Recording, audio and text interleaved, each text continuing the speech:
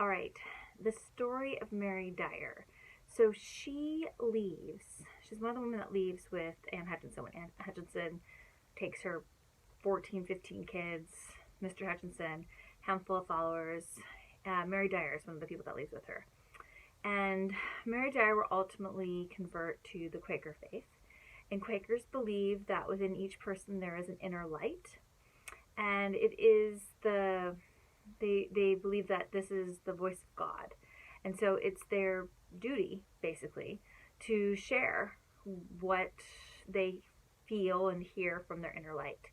So unlike Anne Hutchinson, who basically got in trouble for having these kind of Bible studies, if you will, in her house, Quakers believe that it's that women alongside men should speak from that inner light. And so Mary Dyer learns that a couple of her friends have been incarcerated in Boston. And so she decides to go visit them. And so she goes to visit them, and she subsequently is also put in jail. Because the great irony of the Puritans is we always think about the Puritans coming here to get religious freedom, but they offer zero religious freedom.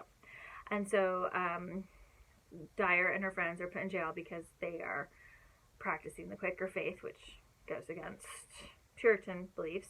And so the Puritans tell her, the government, there's no separation of church and state, so the ministers are also the governors, and they tell her and her friends, okay, we're going to let you all leave, don't come back. But Mary and her friends believe that they should, quote, look the bloody laws in the face, basically practice civil disobedience. The laws are unjust, and they're going to challenge unjust laws.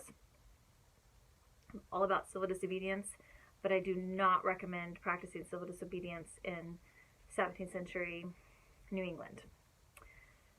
So Mary and her friends, they go back to Boston. They get thrown in jail again. They are sentenced to execution. And Mary's two friends, who are male, are executed. She's on the scaffold, neck, rope around her neck.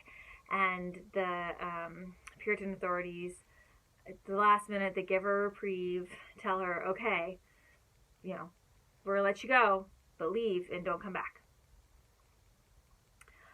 I'm telling you this story, though, so you can probably guess what's going to happen next.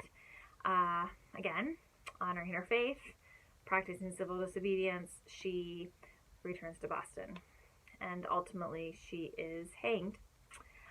She will be the first woman to be executed in what will be the United States for religious freedom.